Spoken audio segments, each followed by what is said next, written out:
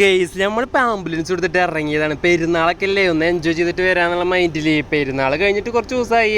ഞാൻ റൂമിൽ പുതച്ചു മൂടി കിടക്കുകയായിരുന്നു. അപ്പോൾ പിള്ളേർ പറഞ്ഞത് നമുക്കൊന്ന് പുറത്ത് പോയിട്ട് വന്നാലോ പറഞ്ഞിട്ട് അങ്ങനെ വണ്ടിയുമ്പോൾ കയറി പോകുന്നതാണ്. എവിടേക്കാന്നൊന്നും ഒരു ഐഡിയ ഉണ്ടായിരുന്നില്ല. പിന്നെ പറഞ്ഞത് ബീച്ചിലേക്കാന്നൊക്കെ. അപ്പം അങ്ങനെ കയറി ഇപ്പോൾ ബീച്ചിലെത്തി. ഞങ്ങൾ ബീച്ചിലെത്തിയിട്ട് കുറച്ച് തെറ്റിപ്പോയിട്ടുണ്ട്. എന്താണെന്ന് വെച്ചിട്ടുണ്ടെങ്കിൽ സൺസെറ്റ് ആയി. അപ്പോൾ ഇനിയിപ്പോൾ എന്തായാലും കളക്ഷനും കാര്യങ്ങളൊന്നും ഉണ്ടാവില്ല, എല്ലാവരും പോകും. അപ്പോൾ അതിൻ്റെ ഒരു ടെൻഷൻ ഉണ്ട് പിള്ളേർക്ക്. അല്ലേ പിള്ളേർക്ക് കേട്ടോ, എനിക്കല്ല.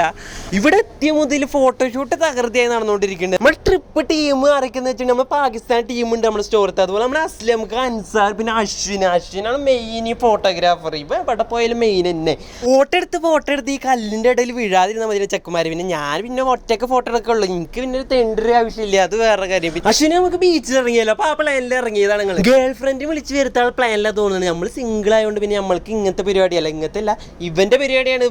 കോഴി എന്ന് പറഞ്ഞ ബമ്പം കോഴിയാണ് ഇവൻ. പിന്നെ പാവം കോഴി.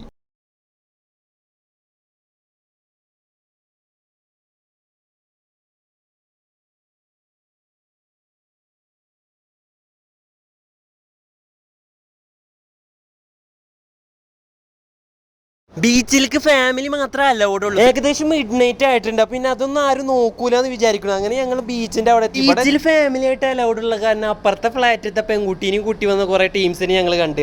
ഞങ്ങൾ എത്രക്കാരില്ലാത്ത കാരണം ഞങ്ങൾ മാന്യന്മാരായിട്ട് വന്നത്. പിന്നെ അശ്വിനൊക്കെ മരുഭൂമിയിൽ മഴ വീണ അവസ്ഥയാണ്. എന്താന്ന് വെച്ചാൽ ഞങ്ങളുടെ ഏരിയയിൽ പെൺകുട്ടികളൊന്നും ഇല്ല. അങ്ങനെ നമ്മുടെ പറക്കുന്ന കളിക്ക് അട്ടത്തും കയറ്റിയിട്ട് നമ്മൾ ബീച്ചിലേക്ക് നടന്ന് അങ്ങനെ നമ്മുടെ സ്പോട്ടിൽ എത്തിക്കുകയാണ് ഗൈസ്. ആ കാണാണ് നമ്മുടെ ബീച്ച്. നമ്മൾ അവിടെ നീരാടും. അടുത്തത് അൻസാറിന്റെ ബോഡി വിത്ത് മസിൽ ഷോ. ഷർട്ടും പാന്റും വലിച്ചൂരി അൻസാർ ഇറങ്ങിയ. പിന്നാലെ നമ്മുടെ അശ്വിനും ഡ്രസ്സും പാന്റൊക്കെ പോക്കറിന്റെ കയ്യിലും കൊടുത്തിട്ട് ചേർക്കാണ്. പുള്ളി ടൗസർ ഇട്ട് ഇറങ്ങിക്കുക. പോക്കർ സിദ്ധിക്കൊന്നും ഇറങ്ങണില്ല. അവർക്ക് പണ്ടേ വെള്ള അലർജി ആണല്ലോ. പിന്നെ ഞാൻ എന്റെ കുട്ടി ടൗസർ ഇട്ടാ ഞാൻ കാരണം കുളിസീനൊന്നും കിട്ടിയില്ല മക്കളെ. അങ്ങനെ ഞങ്ങൾ കുളിയും പാസ്സാക്കിയിട്ട് ഞങ്ങൾ ഇറങ്ങി. ഇവിടെ വന്നിട്ടില്ല 2 കൊല്ലമായിട്ട് എന്റെ ശരീരം വെള്ളം കണ്ടിട്ടില്ല. വെള്ളം അതായത് ബീച്ചത്തെ വെള്ളം. ആരും തെറ്റിദ്ധരിക്കൊന്നും വേണ്ടട്ടോ, ബീച്ചത്തെ വെള്ളം അല്ല, കുളിയും നനൊക്കെ ഉണ്ട്. അങ്ങനെ ബീച്ചും കാര്യങ്ങളൊക്കെ കഴിഞ്ഞ് ഞങ്ങൾ റൂമിലെത്തി ഗൈസ്. അപ്പോൾ ഇതോടുകൂടി ഇനി എപ്പോഴെങ്കിലും കാണാം. പണ്ടേ ബായ്.